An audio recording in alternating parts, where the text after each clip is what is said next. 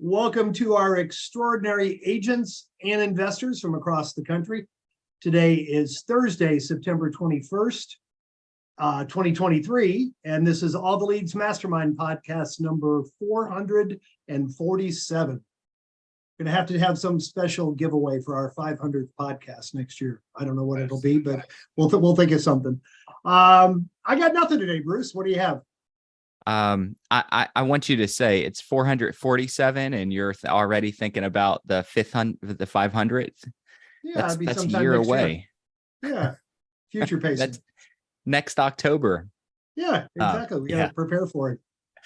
So, I don't have a lot. Let me kind of get us kicked off by letting those of you that are new to the program know that we're here to answer your probate questions. We're here to take success stories and wins. So if you've never been here before and you're on Zoom, you want to ask a question, no matter how advanced, how basic, you can go down to the bottom of the screen and click the little reactions button and raise your hand. Make sure that you don't click the clapping hands. I tend to do that sometimes. That goes away. We think that you're applauding us. So click that bar that says raise hand.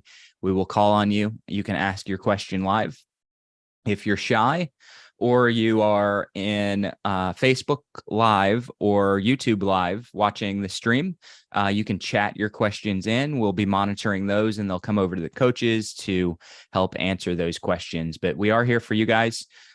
This call is hosted by All the Leads. So if you don't know who All the Leads is, All the Leads provides probate leads, pre-probate leads, divorce leads, a list management system, CRM, that you can use, marketing resources like letters, websites, pretty much anything around that life transition niche that you may need, from the basic things like just getting your leads all the way to the advanced stuff of putting your marketing on autopilot. So that's what All the Leads does. My name is Bruce. If you don't know me, a lot of people do know me, but I run Probate Mastery. And that's a certification and education program for those that are trying to advance their self in the life transition, specifically the probate niche.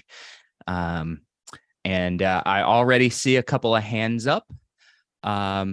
Is it Rocky? I have no idea. Forgive me for totally messing your name up. Go ahead and unmute yourself. No, you're good. Actually, you're one of the very first one that actually gets it right in the first try, so that's pretty good.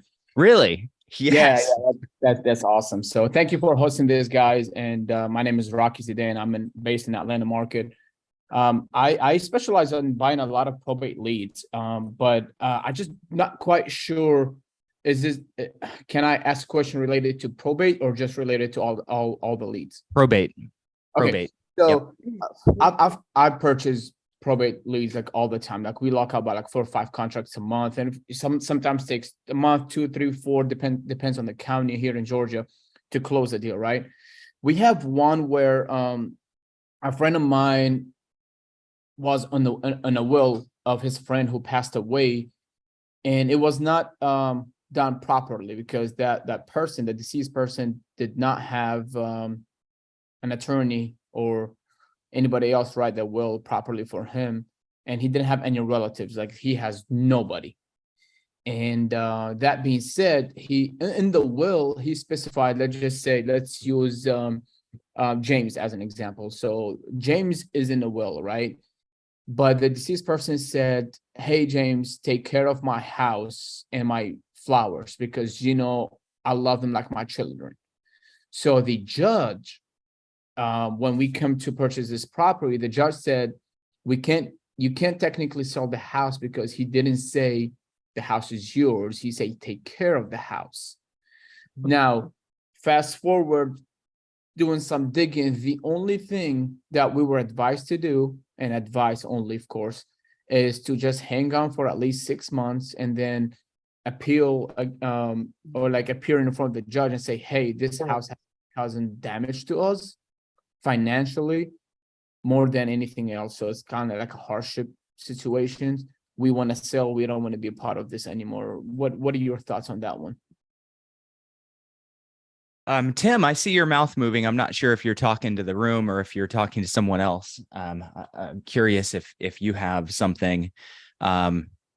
So when you say we would go before the judge and say this has caused hardship, we need to sell, you're referring to your friend. Your friend would go before the judge and say, look, I'm supposed to take care of this house.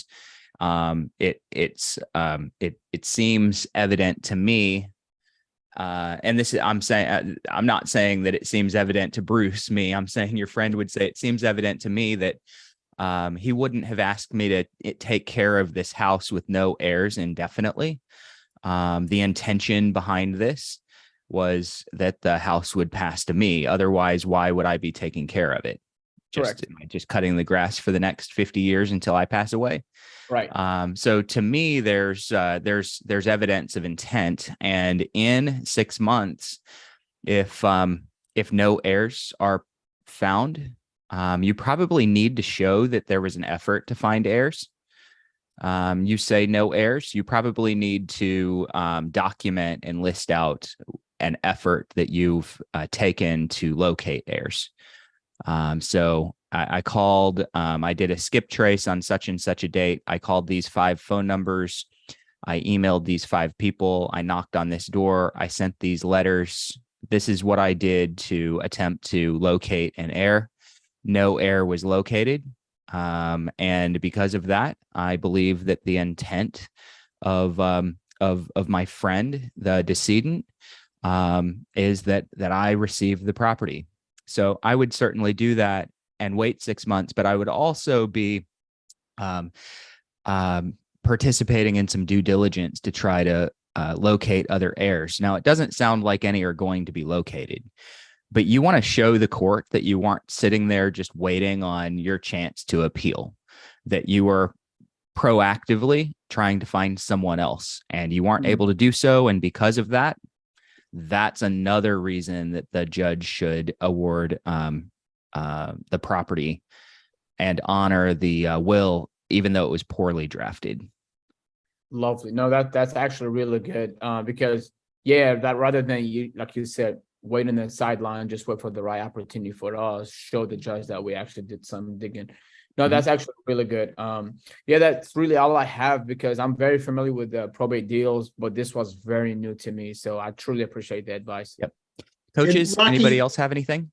Rocky, you said you had some questions about all the leads specifically also? No, I'm already working with you guys. That's okay. Okay, Yeah. Great. I just didn't know how we format the questions here, so I appreciate it.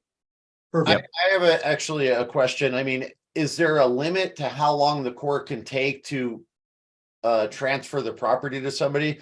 Because I've had a couple of cases like that too, and it just seems like it's never going to get solved, and it's going to sit in, in the court's hands forever, and they're never going to make a decision, as how it feels. So I'm wondering if there is a limit to when the court has to assign an executor or an ownership to the property if they can't find heirs.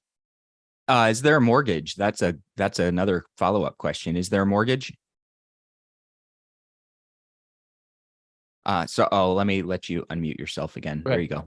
Yeah, it's all free and clear. And we offered a few solutions to kind of like have the judge on our sides in this scenario, but it's really using the take care of my house as a reason why we can't sell, because he didn't say like this house is yours pretty much. Probate is opened, or it's applied for and not opened? It's applied for. That's how we kind of got to in front of the judge. Okay. First. Yeah. But so the issue, go ahead. The reason that 6 months might be too long to try this. Now, I would certainly do a blast for a month or two trying to locate some heirs, and please document that as detailed as you can. You don't want to say, hey, I called a couple of numbers 3 times, and you need dates and times. You need dates and times and addresses and names that you sent letters to. Okay. You need to show details, because that's going to be your ammunition. And I probably wouldn't wait 6 months, because property taxes need to be paid. The grass needs to be cut. This asset is going to start reducing in value, and eventually somebody is going to foreclose, and it's probably going to be the county. So you're probably going to be dealing with the county, and the judge is a state or a county official who, to me, it would be unfair dealings if the judge just forced you to wait until there was a foreclosure and then the county took the property over. Right. They can do that if you don't get kind of proactive. Correct. So I would be proactive, and I probably wouldn't wait 6 months to get back in front of them if I could help it. Hey, Rocky, is the house in pretty good shape? Is it habitable the way it is? Yeah, it's moving ready. Yeah, because I just wonder, Bruce, what's your opinion of, I mean, rent it. Don't say Collect the squatting. rent. Would it be Don't say squatting? squatting. Well, he told me to take care of it, so I put a tenant in there so that we could afford to pay the taxes and the. Technically, and the yes, you maintenance. can't put a tenant in it, but in this scenario, it would be the friend who's taking care of the house. It wouldn't be me. I mean, that's what I advised him. I was like, hey, if you want to put a tenant, go for it. But then that will not support his argument that he's been facing hardship because of this property, because he doesn't want to keep it. Gotcha. Mhm. Gotcha. You may have answered this question earlier and I missed it, but is anybody got a mechanic's lien or a contractor's lien against the house or anything? Negative, sir. So nobody owes any money at all? Because Negative. answer to part of this question always in regard to the judge and the rest of this is is there anything that's lit a fuse that it's just like Bruce said, you could wait until county forecloses for taxes or somebody else does. Something's got to be lighting a fuse to get it done. In general, there is a responsibility of the court to clear the docket. That's one thing that the city looks at, and the judges are usually measured on effectiveness. If something is just hanging around forever, they want to get it closed. So Right. if you're bringing them a fait accompli and you've got a way to get it done, as long as you document it well, Bruce has given you all the right answers.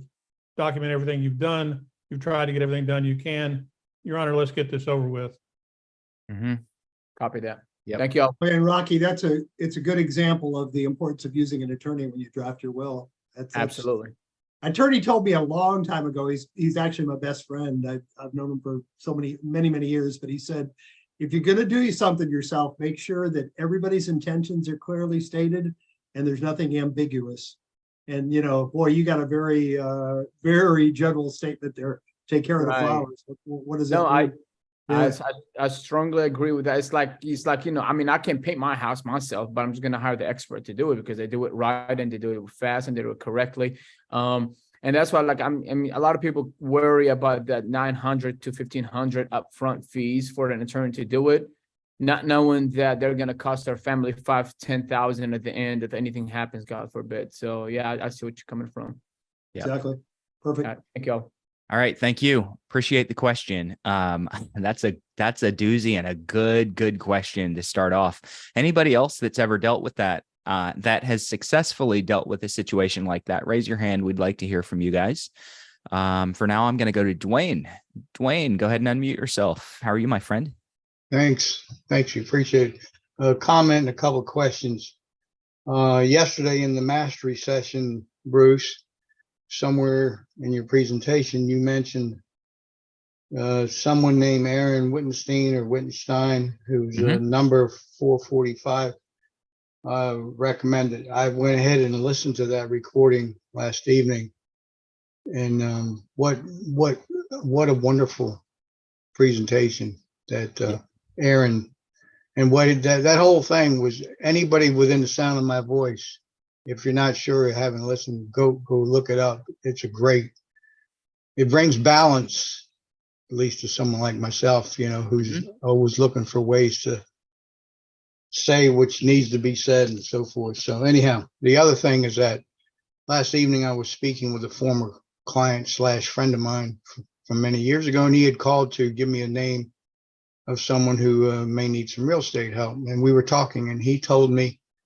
about a scenario that he has with his mother's home down in the Tampa area, Florida, and was telling me what he faced. It was actually one of those scenarios where someone had gotten hold of her deed and fraudulently made some changes to make it look like he had owned the house and the property. And the person was caught and they've gone to jail. But said all that to say this: the house is down there needs some help doing some things, whether he needs some questions answered, I'd asked him, a few questions about it. And I said, you really ought to have a realtor involved, investor, realtor, or something like that. So I think I've heard it mentioned on this session before that you all assist in referrals and so forth. You have maybe some contacts, people in a certain area. maybe Yeah. a client. Tim, Jim, do you guys have have some What- direction for that? What Yeah. area is it in, Dwayne? Where's it at? Tampa. Oh, yeah, yeah, I can connect with one of our subscribers in Tampa. Should I just call in or? Yeah, well, you know what? I'll reach out to you after the call. Oh, okay. Yeah, that's fine. Okay, And for anybody, but just, I'm gonna jump in for a second. Anybody that's looking to do that, anytime you're looking for that, simply, drop an email to support and we'll be happy to hook you up with somebody on the other end for getting that done. Anytime you're looking for an referral, recommendation, anything, just send it to support and we'll be glad to do that and appreciate the opportunity. So does the other end. It's always great when our subscribers are sharing, good fortune with other people or great opportunities like that. So support's here to help you. Yeah. Dwayne, and I am in the Tampa area. Is it in Hillsborough County or is it in one of the other counties? I have it written down in another room. So I'll deal with it, after the thing here. So, Okay. Cool. if you want, you can get a hold of me. But I'll call in or I'll wait for Jim's call as well. I'll give him your info also. Sure. Yeah. I'll be glad to. No, I just figured this is the best, at least for my contact, rather than me trying to start from a cold call and another agent, even if it's in the same company. So, Mhm. okay, Yeah. I'll wait for that, Jim. Get some people Okay. that know this type of work. You have a relationship with them. We want to make sure that lots of people get the ability to facilitate referrals back and forth. Use the network that you have here. So Yeah, right. good. That's it. And Thanks. Dwayne, thanks for the call out on Aaron's call a couple of weeks ago. If anyone does not know how to go back and listen to these recordings after the fact, let's say that you weren't here 2 weeks ago or a month ago and you want to hear a recording or you want to go back through the archive, you can do that at alltheleads.com. You can go to training and then call archive, or go subscribe to the All the Leads YouTube channel. That's a great place. All of the mastermind sessions are stored there. They're loaded there. If you like to drive and listen to podcasts, it's on all the podcast channels. So this particular call every single week is a podcast. It's a YouTube video. It's loaded to the website. So if you want to rapidly up your knowledge, go listen to some of these. Let's go to Daniel. Daniel has your hand raised. Daniel Parker, go ahead and unmute yourself. Hey there, I'm in the Nashville, Tennessee, Murfreesboro market. And just starting out, I have some leads that I've done some initial scrubbing and investigation, and a couple of them have already had the houses listed. Is that something I can still reach out to the personal representatives and try to monetize? Or would most of you not even work with that lead? Ooh, Daniel, are you a realtor, an investor, or both? I'm a realtor. Okay. there's absolutely a way to reach out to them and establish a relationship. You need to be relatively clear because you do have knowledge that they're listed now. You need to be pretty clear with them that this is not a solicitation. I recognize that your house is on the market. This isn't a solicitation of that listing. That'll give you an opportunity to pivot into another topic of conversation. So now you can start to work it toward anything else that you can personally monetize, or work it toward a referral to one of your business partners. If it's me personally, I'm probably not really going to work that lead, because how I monetize my business is through real estate listings or purchases. So I'm probably not going to pursue that lead personally, but I'll tell you, there's a lot of people that have a different model than I do, and they monetize the probate business a lot of different ways. And if you have another way to either monetize that business outside of the listing, or if you want to use it as a referral opportunity for your attorneys and your estate sale companies and clean out crews and people like that, go for it. But you do, if you ever got called on it, you need to be able to show them. I'd even record the call. Look, I told them I wasn't soliciting their listing. Okay. Any Hey, other Bruce, opinions on great that? opportunity. Anybody else? It's a great opportunity for you to point out the fact that as you develop probate as a pillar in your business, the answer to that would be real obvious, which is you don't just have to get involved in the real estate to make it be beneficial. You've got partners that you can refer to them for various aspects of what they're still going to need, even if in fact the it's listed with somebody else.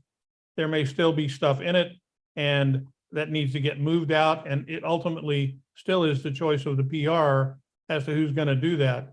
So you can have a conversation that literally begins to discuss, what's going on, where are the points of pain. Bruce is appropriately telling you, you certainly need to recognize the fact there's a realtor involved and that you're not trying to replace that realtor and be unethical. That's not the point. You're a probate specialist. It doesn't just have to be about the real estate, and you need to have enough arrows in your quiver that answer is real obvious. You always want to be able to present yourself. As you're just getting started, you may not have that, but after 30, 60, 90 days, you need to have a full quiver of things you can throw at the deal. And you're always ready to talk to them, regardless of whether it's been listed with somebody else or not. Does that change the letters that I would send out? Excuse me? Does that change the letters that I would send out? Not necessarily, because sometimes in your letter, one of the earlier letters that you should be sending out talks about the team that you're building. So if you're sending out a letter, for example, that has the wheel of probate in there, we sort of generically refer to it as that, and it talks about the members of your team, a clean out crew, respected contractors, all the other pieces of the crew that you build, then that's helpful.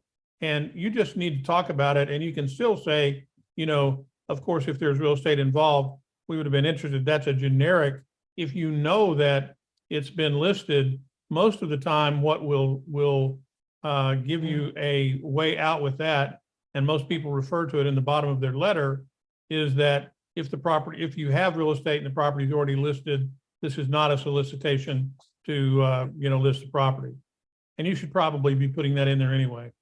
Yeah, I put that in the footer to every single letter that I send out, every Right. single one. Now, I still mention that I have a real estate service in my mail.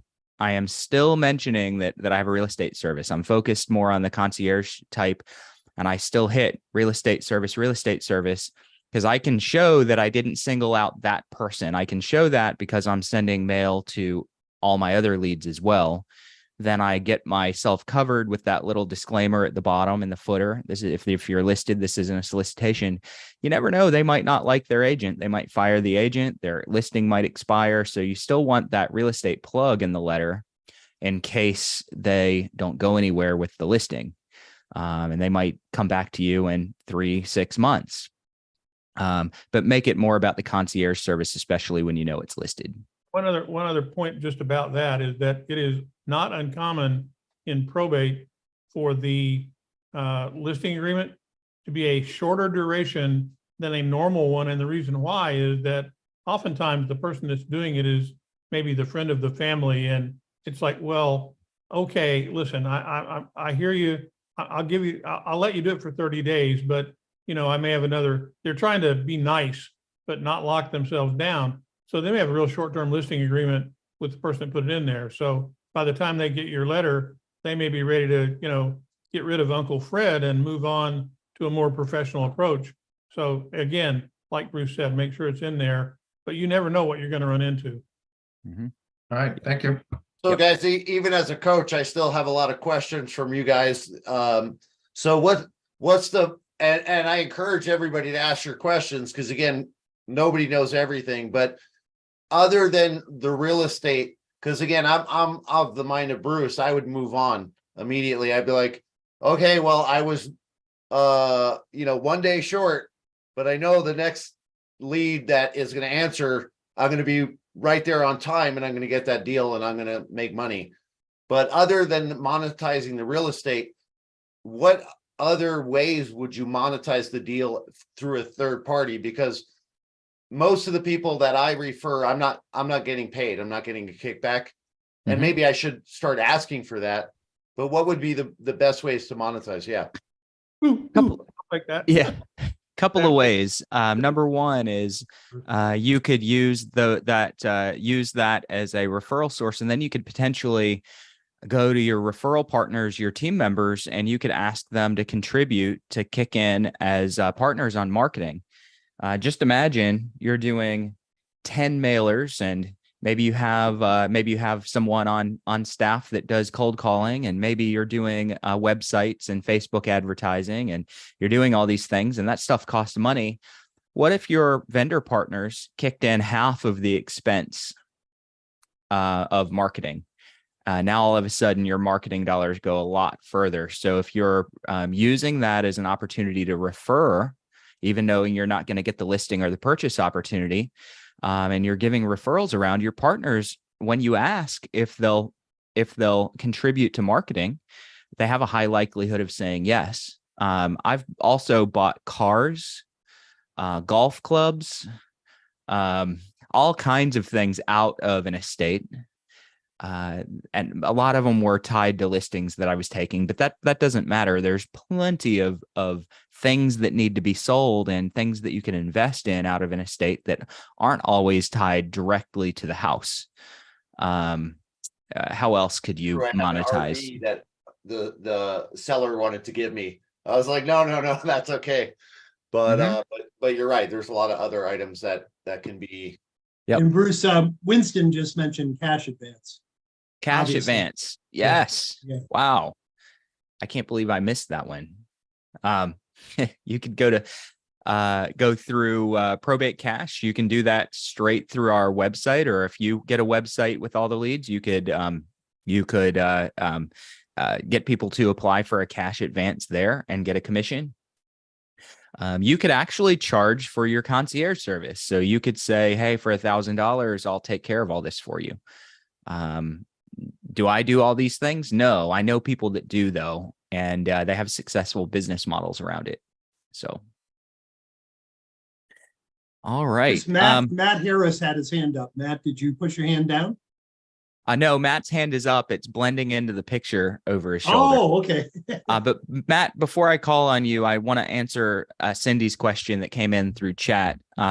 Cindy's in Florida, and she's asking if the attorney that's filing probate, if they can get paid out of the value of the estate, or if they always need to charge an upfront fee to file probate and administer, kind of handle the probate process. Many of them do charge upfront. I'd say that the most common model that I see is a charge up front and a charge at the end when the estate is closed. That's kind of the most common model I see. Some charge all up front. Some don't take anything until the estate's all the way closed, and they take a percentage of the estate value. So they can take a fee out of the estate when it's settled. They don't need to be paid up front. It's just kind of up to them and their model. Hopefully that helps. All right. Now we can go to Matt. Matt, go ahead and unmute yourself. Thank you very much, Bruce. This is actually, I think, my third time with y'all on this. I'm a licensed realtor in Myrtle Beach, South Carolina. And anyway, yeah, I was, I think a couple weeks ago when you had Aaron on, that was a terrific, to go back to that, that was a terrific live chat. Enjoyed his insights. But my question, I'm getting ready to get my first lead dump, if you will, here come October 1, and kind of just in preparation. I'm rather new to this. So as I get ready to jump into those leads that'll be coming my way, I want to just ask the question as I prepare for it, what's your recommendations for, here in the next 10 days in preparation for getting started? What would you recommend? And as it pertains, I typically like making phone calls. So just would want your insight into, what that script might look like, or what your best suggestions are once I get the leads. Good question. Good question. So number one, and I'm going to talk to everybody here for a minute, and then I'm going to address you, Matt. But a huge mistake that people make when they're getting ready for their first 30 days in probate is they run out and they try to pack all the information that they can in, and they see all the options for marketing and prospecting their leads. And there are a lot of options, and they see that there's maybe a dozen things that I would do to market and prospect to my leads. And they think that they need to put all those dozen things into place before they start. And they fail to realize that it took me multiple years to put my dozen things together. So they need to go back, and you need to go back and make sure that you simplify, and that you do have a plan for expansion. You do have a plan for different marketing assets that you're going to build in. But to start, I would make sure that I had a couple of letters on autopilot with a couple of postcards sprinkled in between those letters. So personally, when I hit postcards, I like to do those, and I call those seasoning to the letters, because not everybody's going to open your letter and go, oh man, I just lost my loved one and Matt's offering to buy my house or list my house. What a good guy. They're not all going to do that. They're going to open the letter and they're going to go, I might need some of these services later. Let me set this to the side. And then they tend to forget about it, or they think maybe I'll read this later this week, and then it gets piled on, or their spouse throws it away, or something happens and they just kind of forget about that letter that they meant to go back to or meant to remember. So the postcard a few days later, a lot of times serves to pull that back to the top of their mind. So it's one reason why I sprinkle a few postcards through my entire campaign. So to start with, in your first 30 days, I would put at least 3 letters together, and maybe a postcard or 2, and set them on autopilot. They do not have to go out all in your first 30 days. You could kind of set them up to go out over the course of 3 months. That's completely fine. But at least to get them on autopilot so that you're not chasing your tail later in the campaign. So if you don't go back to your letters for another month or 2 or another month, you don't want to have to constantly be writing the next letter that was supposed to go out last week. So get yourself a few of those on autopilot, and then hit calls. So all the leads recommended method is to send a letter ahead of your call, and then use that letter to reference in your phone call.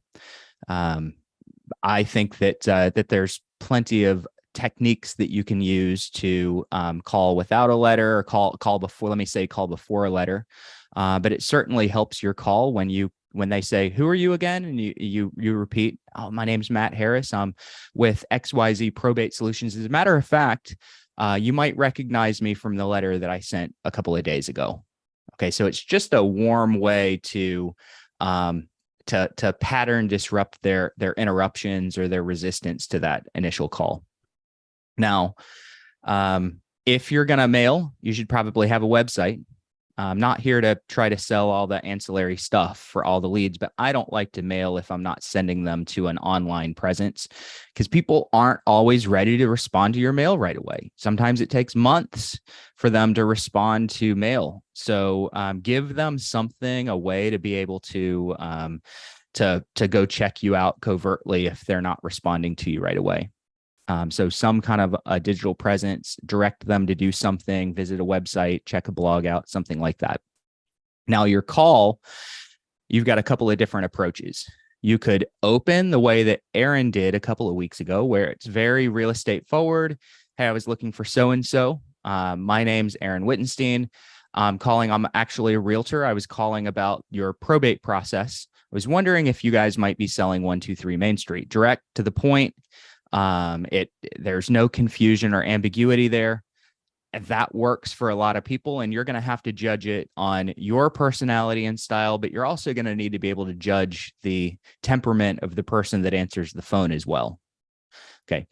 My personal preference, and this is, again, very, very personal, is I like to lead by offering turnkey concierge type of services. So we cover things like real estate needs, estate sale needs. If you have personal property that needs to be cleaned out or sold, I can help with maintenance if there's property involved that needs the grass cut, gutters cleaned, things like that. So I'm covering kind of this wide swath of services in a brief summary in the beginning of the call. And then I'm giving them a chance to reject it. I love giving someone the opportunity to reject what I just offered. Because when I agree with them and I agree with their rejection, I've just won points. I've just made myself non-threatening and hopefully built some rapport. So they say, no, I don't need anything. And I go, that's amazing. I'm so glad that you've got it all taken care of. Maybe I can just shoot you some information and you can call me if anything ever does come up that you need. And they go, okay. And I say, what's a good email for you? All right. And then before they think the call's over, so I'm not going to go, okay, I'll take your email. I'll send you something. Bye. I don't do that. I say, hey, I'll take your email. I'll shoot you something in the mail, or I'll shoot you an email later today. Call me if anything comes up. Hey, while I have you, do you mind if I ask, once probate's over, is there any real estate involved that might need to be sold, or is that going to stay in the family? So I hold the real estate back until they feel that the call is over. All right. Now, there's a lot of different approaches. You may choose the direct approach. You may choose that more hidden, nuanced approach that I just gave you. And then there's a bunch of stuff in between. But personally, I like to disarm them by letting them reject my first offer. And then I pivot to the real estate question at the end of the call after I've made them feel comfortable. Hey, Bruce, you just reminded me of a book and a tape series we recommended in the past called Never Split the Difference. Mm-hmm. And the whole point of that was something you just said is people want to say no, or they're inclined to say no to try to get you out of the way. Just one simple thing I remember from that was they said, don't say, hey, this is Bruce and I catch you at a good time. Say, hey, this is Bruce and I catch you at a bad time. And people, no, it's okay. I got a few minutes, or it's just such a subtle difference. But then you get the no out of the way right away. And they might say, yeah, you caught me at a bad time. Okay, what would be a better time? But more often than not, they're going to say, you want them to say a no, which gives you permission to proceed. Mm-hmm. And more often than not, they're going to say, no, I got a few minutes. So yep. Just a fine point that kind of, amplifies what you just said. I think what Bruce is saying though is on point. You need to think about what you're going to say. Kind of get your opening, get your scripting down, and maybe get a role, someone you can role play with. So whatever you decide to say, it's very smooth when you get on the phone. You don't want to get on the phone and then start deciding how I'm going to open this conversation. So get ahead of the list by, getting practice with kind of your elevator pitch opening. Mm-hmm. Yep. Bruce, the thing you need to suggest or remember is that you talked about all the things that they could potentially deploy with their mail and all the rest of this. That also could sound pretty daunting to somebody trying to get ready in 3 or 4 days, and realize that we have a team of marketing implementation specialists who are here to help you do that. So when you first start, really your first order of business, once you decided to become a subscriber, I think we try and get you hooked up quickly with your MIS person, and that's what we refer to them as. And they're there to help you get your letters together, get your website set up, get that stuff going. We put a team together just to do that, to try to make it easy for you. You're buying into a system. You're not just buying leads. And, Bruce did a fine job of talking about the things that we offer, but you need to realize that this is not just a lead that you're buying. We've built our business around providing tools and support for anyone in probate that's working on probate to make it easy for you. So avail yourself of what's there. You didn't just buy leads. You got a whole plethora of things sitting back there that can help you. And these are the people that can help you. And if you're looking to get that done or you haven't heard back from them, again, support@alltheleads.com. I need to get a chat with my MIS person. Yep. Perfect. Now you want to add other things in, you want to really expand in the future, look at everything as an asset. and go build out more marketing tools, build out video series, blogs, start your attorney relationships. All these things are really important, but nobody should feel like they have to go tackle all those things at once. So remember, you've got time. You want to get your basic opening and elevator pitch, as Ken referred to it. You want to get that down. And very importantly, a lot of times I'll tell people to start with their opening and their elevator pitch. That's not kind of the only thing that you want to start with. You want to list off a handful of your controlling questions, So one of the questions that I used to hear, and I still hear a lot of people say after their elevator pitch is there anything I could do for you? Okay. And there's about 899 different responses that your prospect could give you if that's your question. So it's not very controlling. I prefer to have some kind of pre-planned questions that give me a leg up. So I always know how to handle the polar opposite responses here. So an example would be, do you have everything handled, or is there anything that you need help with? And if they say I need help, I know how to handle that. If they say we have it all handled, I know how to handle that. At least now I'm not getting our attorneys doing it. I'm not getting, I got to talk to my family. They're going to answer inside of the frame that I gave them with my question, and it lets me control the call. So list out a handful of questions that you have that give you control of the direction of the conversation. There's nothing worse than losing control because they start talking and objecting and giving you answers that you just weren't prepared for. All right. Cool.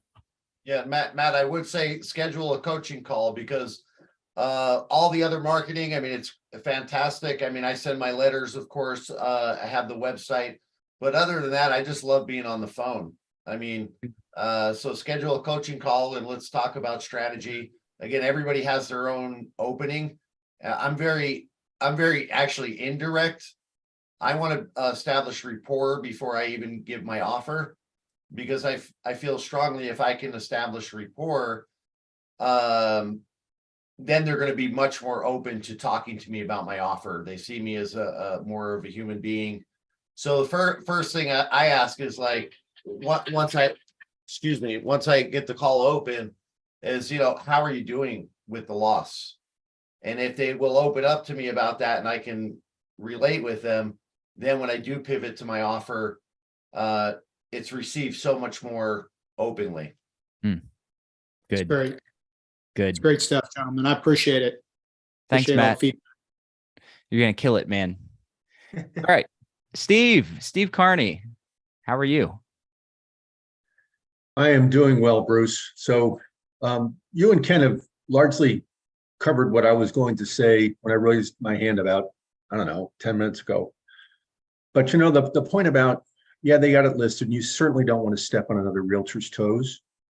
But hey, let me send you this probate checklist that you may find helpful to help you. I'll give it to you. I don't want anything for it. It's free. You just send me your email address. And then I think then you can get into very inexpensively a drip campaign, because you don't know if the house is going to close or not.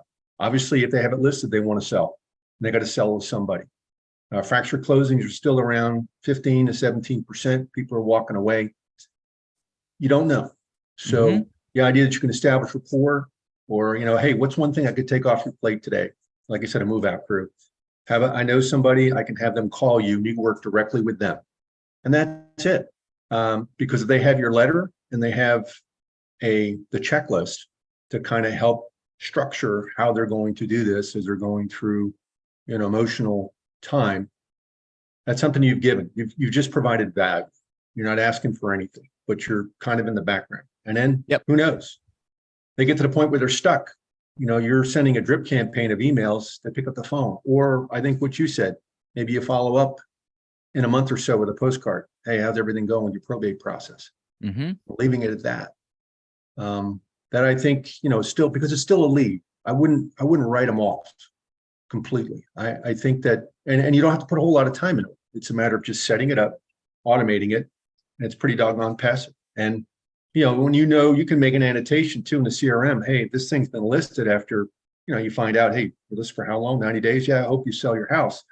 Well, once they tell you what the listing is till, well, then that's time to follow up. Hey, sell your house. Yep. And who knows? They may know somebody else, or what if they have other properties of them to decide, hey, you know what? I don't want this anymore. They're a retired landlord. You just don't know what's out there. For what it's worth.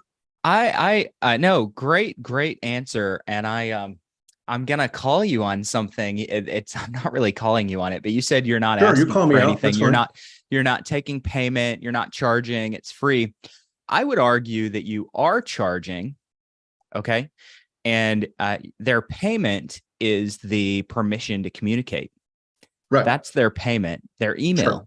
That's the payment that they're providing. That's the you. social capital.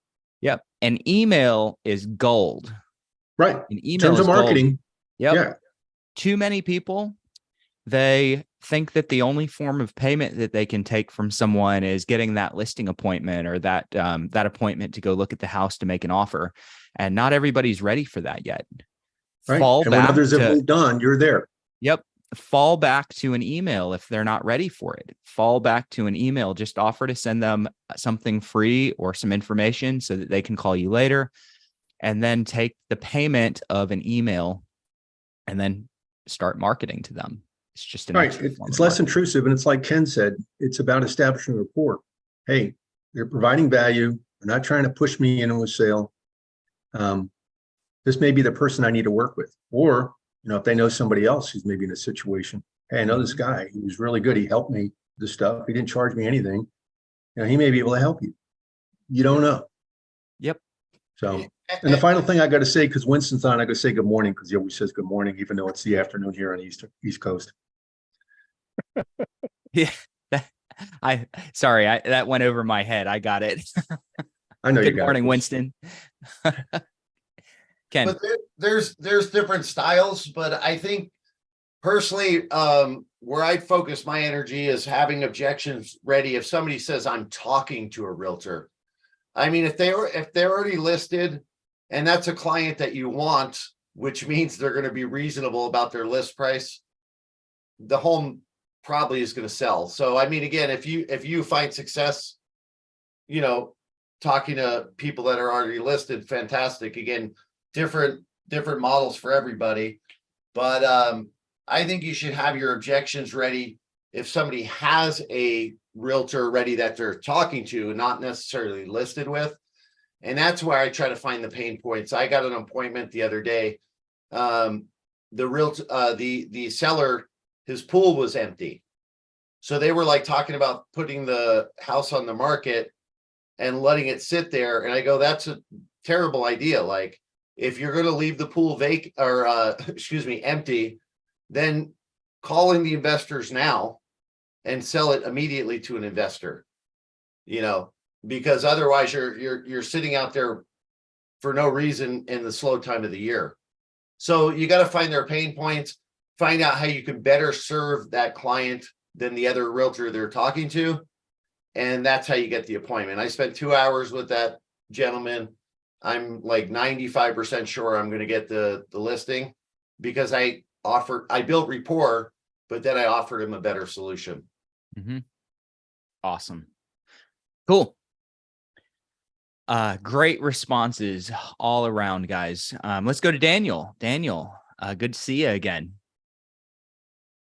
Hey, I just had a quick question. I'm trying to figure out in the probate mastery training, they talk about getting a Google Voice number, but I'm trying to figure out, if you're going to go research me and you'll find out I have a different number for my real estate, wouldn't that not be good?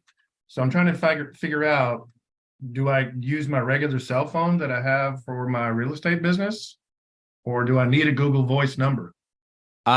Yes and no. There's new process called 10DLC, which says that every new phone number that you're setting up specifically for marketing has to be registered, and you have to tell the carrier and Potentially, they may show the government. I'm not sure what you're going to be using that phone for, and they have to approve it, especially if there's going to be any text that go through it. So do be aware that if you're using something beyond your office phone or your cell phone, you've got to set that up properly by going through the 10DLC process. It's not too complicated, but do be aware of that. I prefer to run my communication, my outreach and prospecting through a third party voice over IP. It could be Google Voice. It could be Line 2. I personally prefer AirCall. AirCall is an extension that plugs into your CRM. So it could plug right into Google Chrome. And when you open all the leads up, your phone numbers become clickable. So I like AirCall. Dial Pad, Just Call. There's lots of different phone systems that you could use. I would use one of those. And here's the reason why. If you're going to make more than 40 calls a day, and technically the number's 50, I don't want to get close to 50. If you're going to make more than 40 outbound dials a day, even if it's to friends, the carriers are going to see your high volume of outbound calls, and they're going to say to themselves, this is a lot of calls. This guy must be a spammer. You don't have to be reported.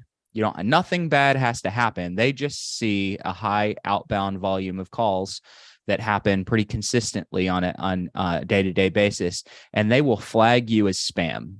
And if you do that through your cell phone, it's unrecoverable. I mean, I guess technically there's some things you could do to get that, to recover from that, but it's hard. You want that happening on a voice over IP number or another number somehow. Okay. So if you're going to prospect 5 people a day, use your cell phone.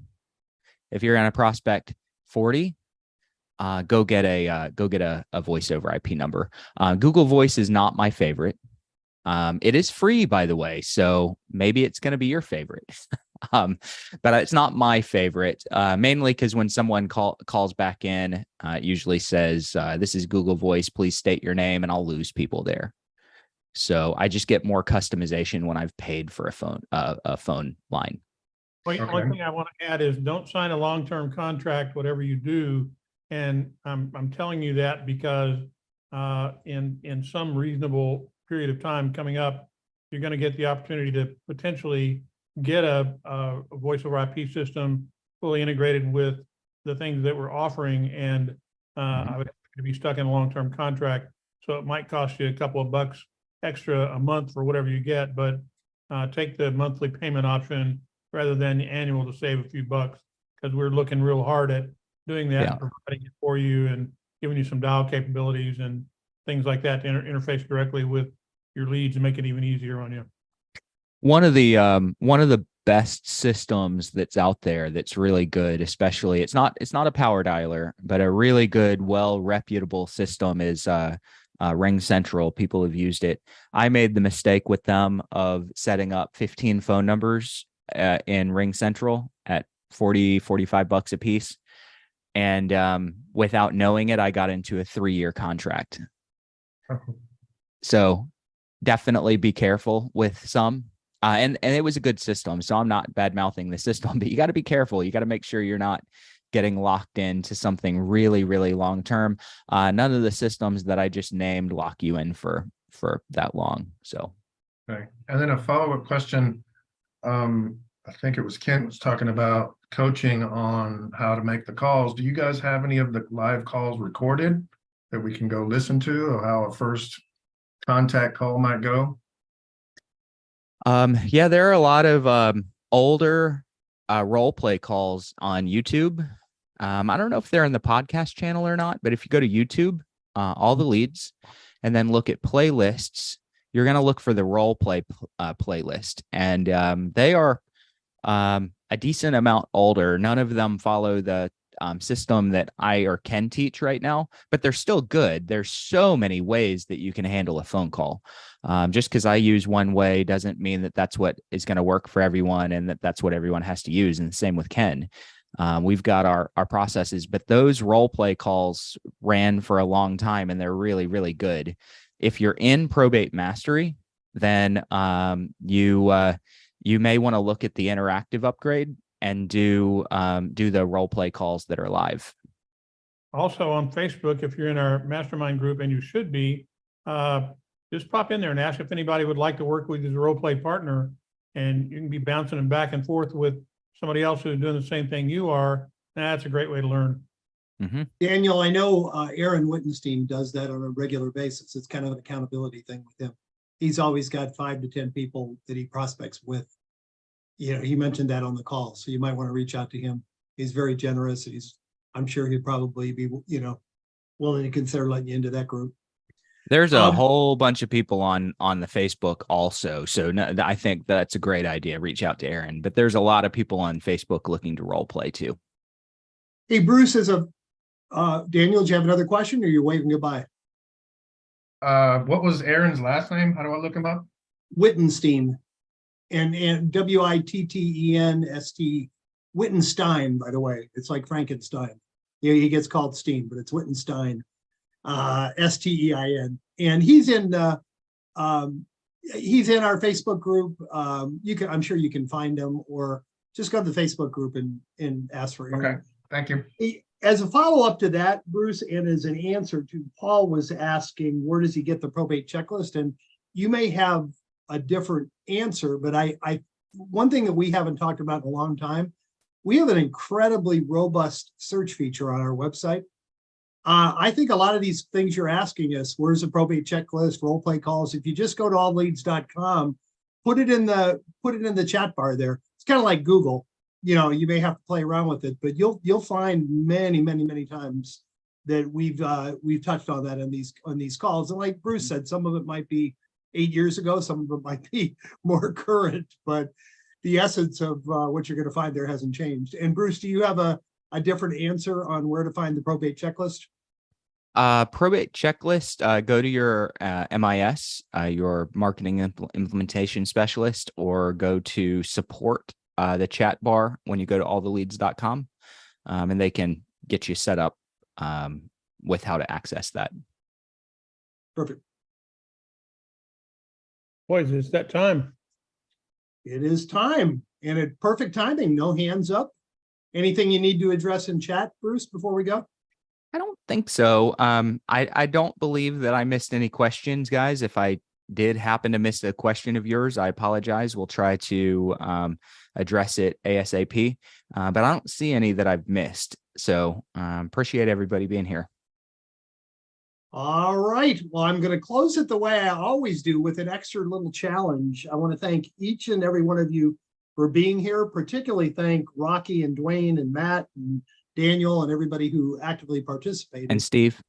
And Steve. Yes, thank you. I don't want to leave anybody out. And I want to challenge each of you, and I do this every week, but I would love for somebody to come on the call next week and say, hey, my best idea was this, and here's what I did. I'd really like to get some feedback to that. But I want to challenge you. Take one thing that inspired you on this call, one idea, go out and put it into practice, and please come back next Thursday and share the results with the group. Have a great week, everybody. See you next Thursday. Take care.